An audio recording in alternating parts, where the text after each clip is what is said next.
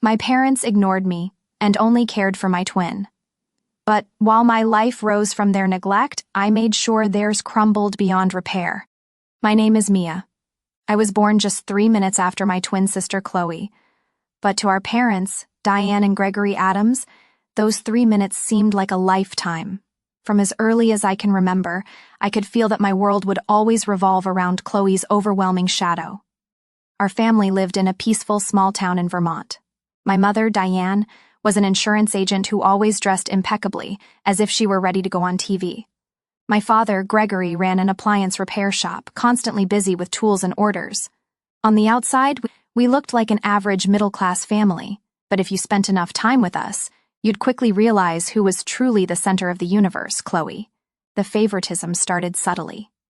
When Chloe and I were 4, Mom took us to buy new shoes for kindergarten.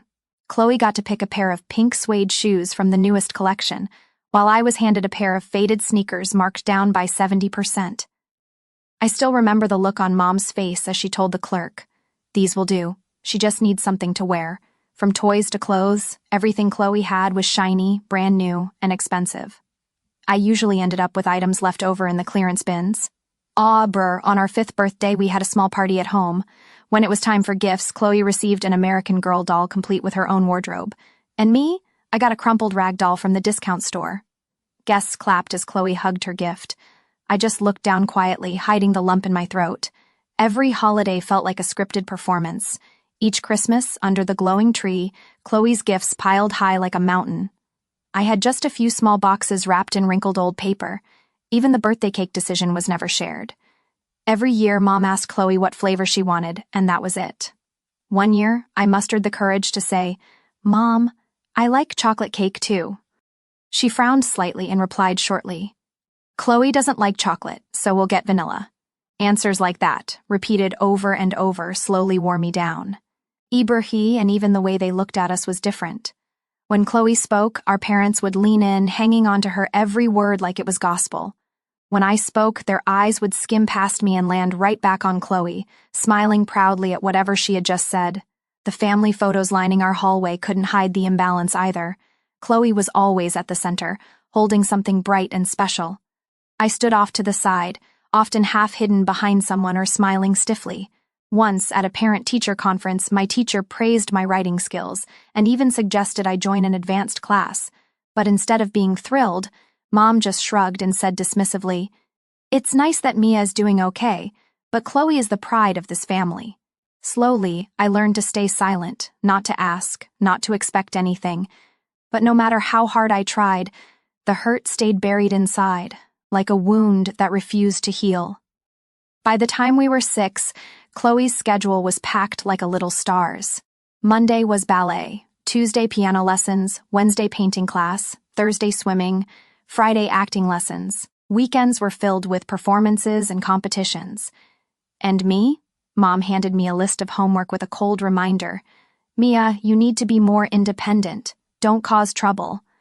I spent silent afternoons in an empty house, the only sounds being the scratch of my pencil and the ticking clock. I sat alone at the dining table, diligently doing spelling drills, solving math problems, reading thick books. Meanwhile, Chloe came home with Mom, showing off her ballet medals, while Mom gushed to Dad over every small detail as if it were a miracle. One time, I brought home a perfect score on a test, my heart bursting with hope. Mom barely glanced at it before setting it aside without a word. That same evening, Chloe proudly showed off a painting that won second prize at her art class. Dad jumped up to snap a picture, and Mom kissed Chloe's forehead, her eyes shining like she'd discovered treasure. I clutched my test paper and hid it under my pillow, letting my silent tears soak through. When I was 8, I started writing short stories. My English teacher praised my imagination and suggested I join the children's writing club at the local library. I brought the invitation home, excited. But Mom coldly said, "Chloe doesn't even have enough time for all her classes. You think you can just demand things?" She tossed the invitation into the trash right in front of me, then signed Chloe up for a new modern dance class. Some nights, I lay awake staring at the ceiling stars above my bed. Chloe had a whole sky full of glowing stars, while I had just a few stuck on hastily with old glue. I told myself that maybe if I tried harder, did better, my parents would notice, but those hopes were slowly crushed. Everything came to a head one winter night. I woke up thirsty, tiptoed downstairs for water, and heard voices from the living room. The lights were still on. I crept closer and hid behind the wall. "Greg, do you think we made a mistake?" Mom's voice was heavy. "What do you mean?" Dad asked tiredly. "I think we should have only had one child. Chloe is enough. She's smart, beautiful, has so much potential. And Mia, Mom, she just exists." "Yeah," Dad agreed after a pause. "Life would have been so much easier with just Chloe."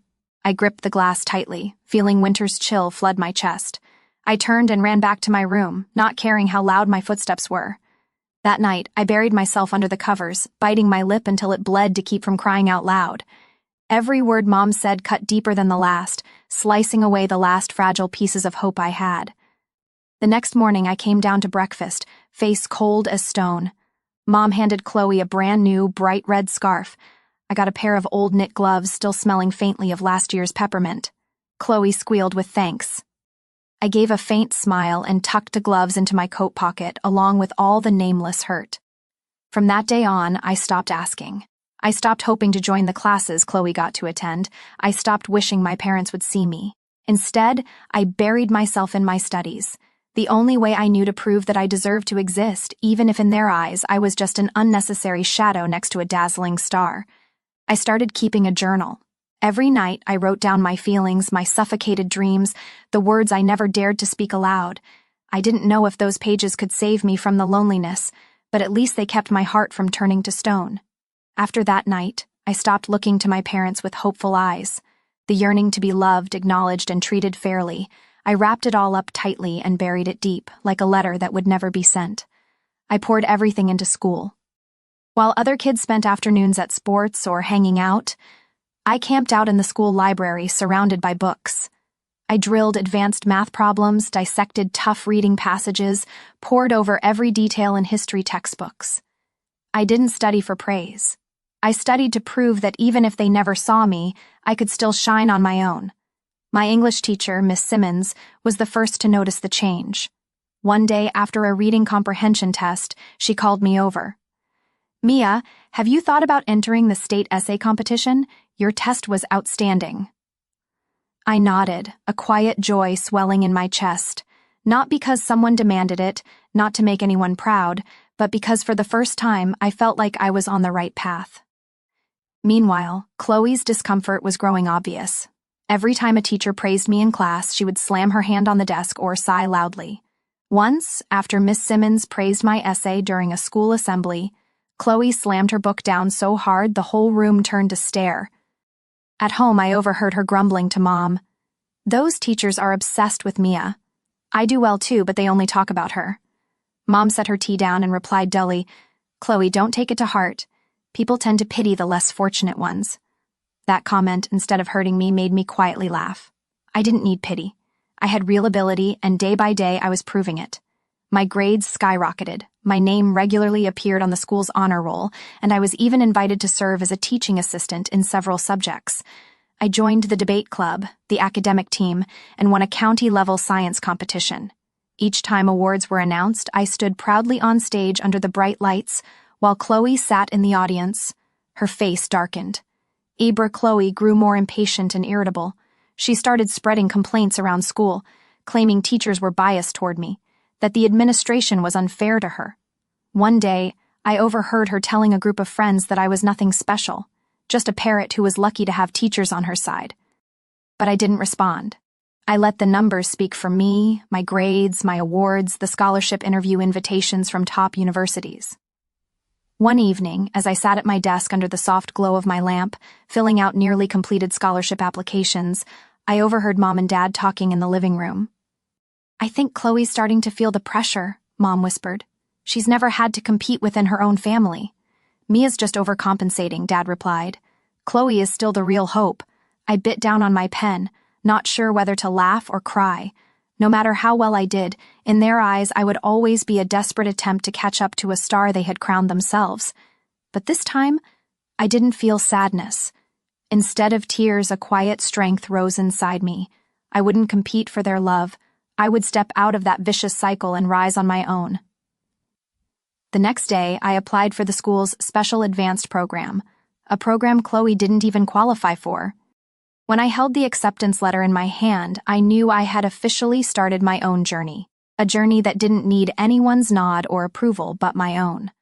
One sweltering Sunday afternoon, while cleaning the bookshelf in the living room, I stumbled upon an old album wedged deep in the bottom shelf. The leather cover was faded and peeling, and the pages inside had yellowed with time. I opened it, brushing my fingers over the old photos. Unfamiliar faces, friendly smiles, hiding quiet mysteries. One photo stopped me cold. It was my mother, young and simple, standing between an elderly couple with kind faces. Underneath, in shaky handwriting, someone had written, "Diane with Mom and Dad, 1992. Flipping through more pages, I found a crumpled letter, still carrying a faint, musty smell, with scrolled words, "Dear daughter, we hope to see you and the children again." My heart pounded in my chest. Growing up, I had never heard Mom mention her parents. When I asked, she only said, "They're not part of our lives anymore." I'd once naively believed maybe they had passed away, but now everything in front of me told a different story. That night, while Mom and Chloe were busy watching their favorite TV show, I snuck into Mom's office. In the bottom drawer, beneath piles of old bills and thick notebooks, I found a black address book. Amid dozens of crossed-out names, one entry was circled in red. "Do not contact William and June Carter." I quickly scribbled the address onto the corner of my scratch paper, my heart pounding with a strange excitement. I didn't know what I would find there, but I knew I had to find out the truth. The next afternoon, I lied to Mom, saying I had a study group at school. Instead of heading home, I took bus 7, winding through old streets until I reached a poor neighborhood on the town's edge. House number 42 matched the address, a small white house with a faded green picket fence and a garden full of wild daisies. I walked up to the door, my hand trembling as I knocked. The door opened to reveal an elderly woman with neatly pinned silver hair staring at me in shock. Behind her stood a thin, elderly man leaning on the doorframe. "Who are you?" the woman asked, her voice trembling. I swallowed hard and forced my voice to stay steady. "I'm Mia Adams, Diane's daughter." They froze as if struck by lightning. The woman covered her mouth with her hand, tears glistening in her eyes. The man stepped forward and took my hand, his own shaking. "Oh, God. June, look. She looks just like Diane at her age," she choked out. "Aber!" They invited me inside. The small house was humble but incredibly warm. Family photos covered the walls. Old porcelain dishes gleamed from careful polishing, and the smell of fresh apple pie filled the air, wrapping me in a world where love didn't have to be earned or bargained for. We sat on an old couch and talked for hours. They told me about my mother's childhood, about the hard times filled with laughter. When I asked why Mom had cut ties, June only shook her head, sadness heavy in her eyes. "Your mother chose a different life," she said softly. "She thought being poor was shameful. She wanted a life without us." William took my hand in his rough but warm grasp. "But child, our love never faded. No matter what Diane thinks, you are always welcome here." I couldn't hold back my tears. For the first time in my life, I truly felt like I belonged somewhere. Before I left, June pressed a small bag of cookies into my hands and whispered, "Whenever you miss home, just come here. Our door is always open." I hugged the bag tightly, stepping out into the golden afternoon sun. A gentle breeze brushed my hair, as if reassuring me that no matter how many years of neglect I had endured, there would always be a place and people ready to welcome me simply for being myself. Graduation day arrived on a bright June morning. I stood in front of the mirror adjusting my navy blue gown, feeling a bittersweet ache. Even though no one at home had asked or seemed to care, I promised myself that today would be mine. I had fought too hard to reach this moment, but at the ceremony, when the principal announced my name as valedictorian, the auditorium erupted in applause. I stepped onto the stage, clutching my honors diploma, the spotlight blinding my tear-filled eyes.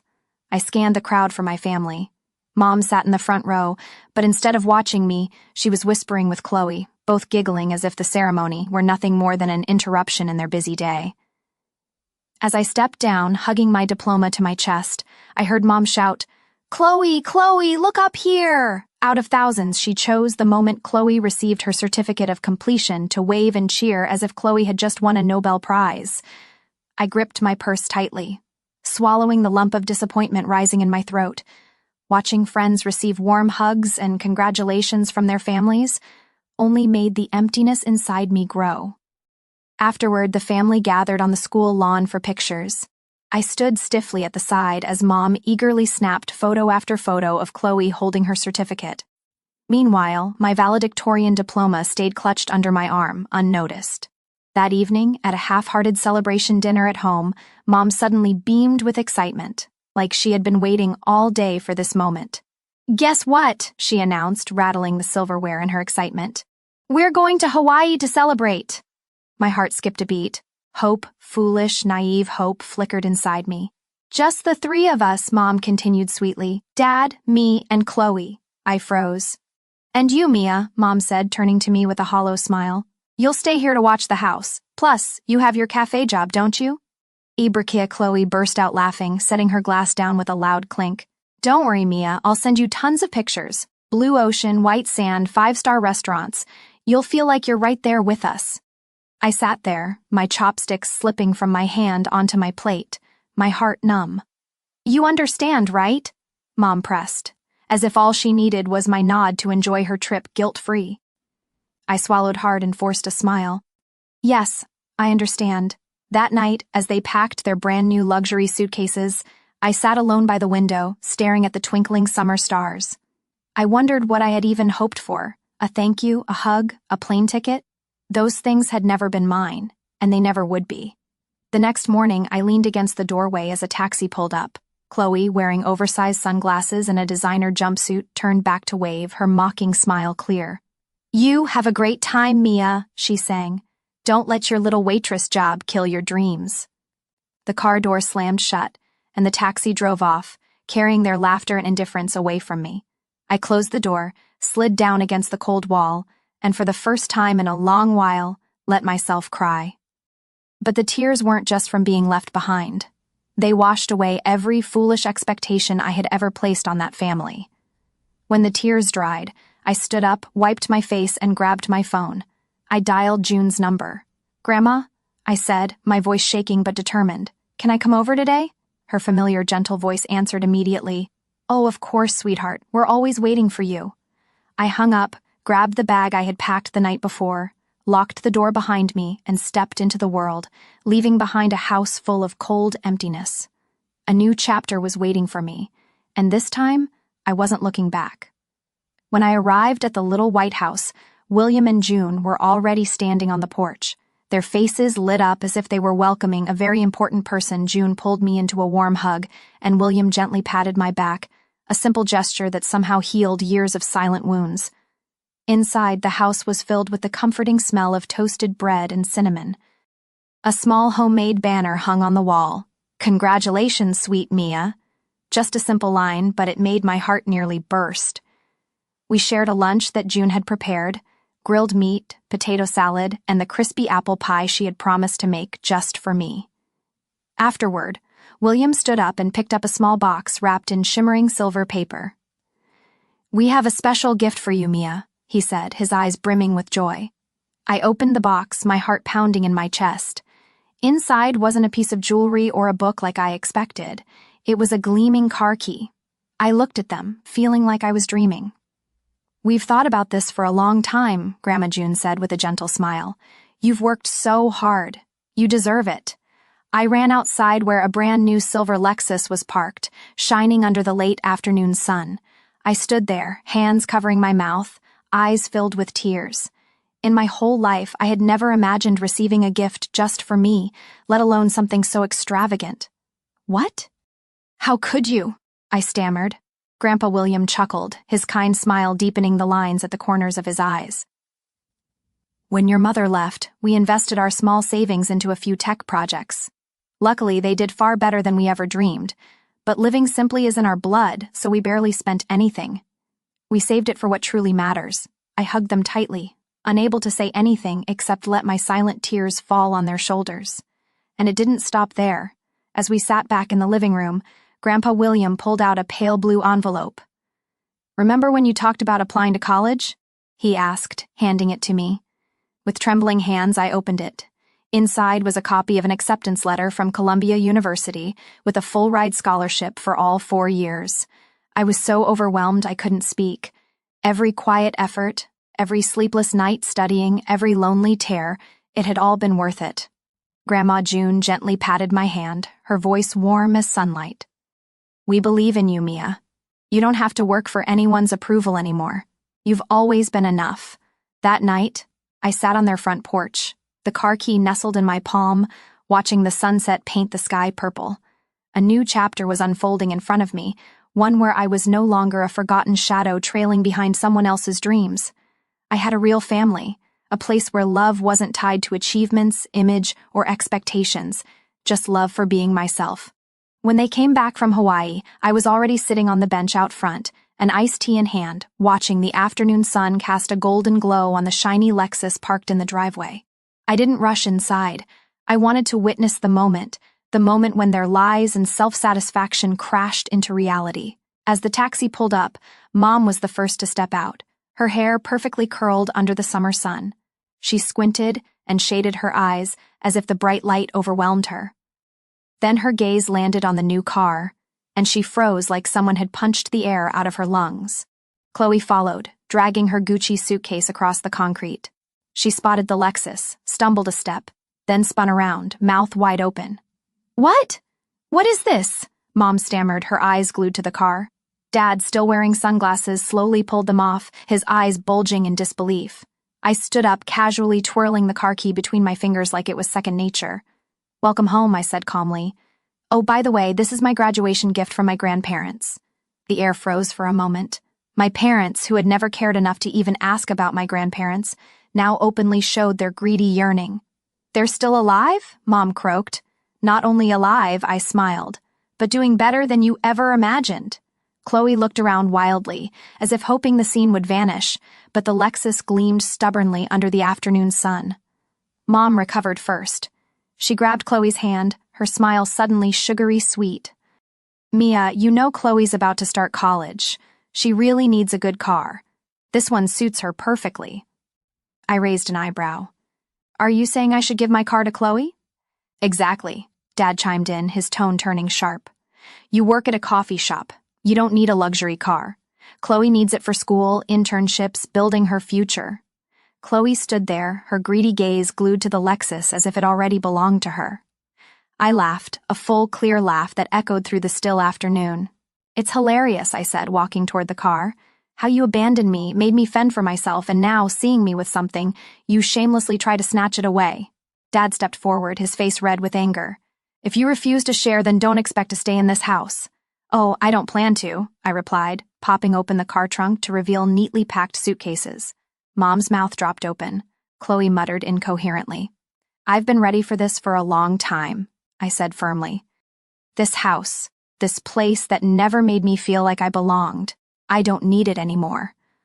I shut the trunk, grabbed the keys, and opened the car door. And one more thing, I added, my smile razor sharp. I got accepted into Columbia University, full scholarship. That hit like a dagger to their hollow pride. Mom staggered, clutching the taxi door to stay upright. Chloe clutched her purse strap, her face twisting in disbelief. I let them away. Abrick. I slid into the driver's seat, closed the door, and lowered the window. Have a wonderful summer, I said, my voice cool and soft, while I start my new life. I pressed the gas, and the Lexus glided away, leaving behind the shocked, regretful faces of people who had once treated me like an invisible shadow. I spent that summer living with William and June in their little white house, with wild daisies blooming all around. Each morning I woke to the sound of Grandpa reading the paper in the living room and Grandma bustling in the kitchen making breakfast. My life became strangely peaceful, as if all those years of hurt were just a distant dream. They didn't ask about my parents, nor did they force me to retell the past. They simply made it clear that here I had a place. Without fighting, without proving myself. For the first time, I was loved unconditionally. Tibrawi. As the fall semester at Columbia approached, they surprised me with one more gift, a small, cozy apartment about 10 minutes from campus. It was on the 3rd floor of a quiet building with gleaming wood floors, wide windows that caught the sunlight, and a little balcony perfect for growing flowers or reading in the afternoons. "You need a space of your own to start this new chapter," Grandpa said as he handed me the keys. I hugged them tightly, my tears unhidden. I finally had a true home, not because of blood ties, but because of love. The days that followed were filled with preparations. I got a part-time job at a nearby coffee shop to earn some extra money and settle into college life. The job was busy, but I loved the lively chatter, the rush of orders, the stories of young people brimming with energy. I made friends in class, people who knew nothing of my past and only saw me as who I was, a determined 18-year-old full of dreams. There was Emma, a sociology major who laughed like wind chimes, and Daniel, an economics major who stayed after class to tackle tough essays. They didn't pry about my family or poke into the gaps of my story, and I was grateful for that. My life overflowed with new experiences, late-night study sessions, heated classroom debates, busy shifts at the cafe. I began to taste true freedom from judgment, comparison, and suffocating expectations. But then, one late September afternoon, while reading on my balcony, my phone rang. On the screen flashed a name I thought I'd left behind, Mom. I let it ring until it stopped, then coldly hit decline. Messages flooded in afterward. "Mia, I miss you. Family is always family. You can't stay mad forever. Your grandparents aren't young anymore. You should think about the future." I didn't respond. Deep down, I knew the real reason behind those sweet words. News of the new car, the apartment, even my full scholarship must have reached them. The same people who once looked down on my grandparents were now scrambling to rebuild family ties. Soon after, while I was making coffee at work, I saw Mom and Dad standing hesitantly outside the cafe window. Chloe stood beside them, arms crossed, her face cold as ice. I turned away and kept serving customers as if I hadn't seen them at all. That night, I blocked their numbers, social media accounts, and emails. I had closed that chapter, and there was no reason to reopen it for people who only cared when there was something to gain. Later, I sat alone on my balcony, watching the warm yellow lights stretching across the street. I hugged a small pillow to my chest, breathing in the peace that now filled every corner of my life. Life at Columbia flew by faster than I ever expected. My days were packed with fascinating lectures, lively discussions, and late-night study groups. I worked weekends at the cafe, saving up for small dreams of my own. My little apartment with its sunlit balcony became my safe corner to study, read, and savor quiet evenings free of fear or loneliness. I started allowing myself to dream bigger. No longer confined by the need for others' approval, I defined my own worth. I took the toughest classes, worked under top professors, and even began planning a community project to help struggling students. One late afternoon in the library, Daniel walked over carrying 2 cups of coffee. "You look like you're about to save the world," he teased, setting a cup in front of me. I laughed, truly laughed, feeling for the first time free to share my dreams without fear of being mocked or belittled. We grew close. Unlike the transactional relationships I had witnessed growing up, what Daniel and I built was rooted in mutual respect. He listened to my stories with quiet patience, no pity, no judgment, just simply listening. One autumn evening, as we sat together on the balcony of my apartment, Daniel looked at me intently and said, "Mia, you know something? You're stronger than anyone I've ever met." I turned toward him, the city lights reflecting in his eyes, feeling my heart, for the first time in years, no longer weighed down. "I used to think I needed recognition to exist," I said softly. "But now I understand. I just need to be myself." Daniel took my hand, his warm grasp holding mine in a silence full of meaning. When winter came, I received an internship offer from a major nonprofit organization that supports underprivileged students. It was the dream I had once clung to while sitting curled up by the window of my old house, imagining a world where kindness and fairness truly existed. I called my grandparents to tell them the news. Over the phone, June's voice broke with pride. "My sweet girl did it," she whispered. Not to please anyone else, but because her own heart led the way. During the year-end holidays, I visited them. We decorated the Christmas tree together, baked gingerbread cookies, and shared old stories. There were no extravagant parties, no expensive gifts, just genuine laughter and long, warm hugs. One afternoon, while helping Grandma June sort through old photos, I found an old family picture. the one where I had always been tucked away in the shadows. I held the photo, smiled, and gently placed it back in the box. "I don't need them anymore," I said firmly. "I have a real family now." Grandma June squeezed my hand, tears shimmering in her aging eyes. "A real family," she whispered, "is where you are loved for exactly who you are without any conditions." When spring arrived, I stood before the mirror wearing my honor program graduation robe from Columbia. Staring at the young woman in the reflection, I saw someone entirely new. Not the little girl who once looked up in desperate hope, but a young woman full of confidence, strength, and freedom. Outside the window, fresh buds began to sprout, signaling a new beginning. I knew the road ahead wouldn't be easy, but this time I wasn't afraid. With love, respect, and endless opportunities waiting, I moved forward, steady, proud, and full of hope.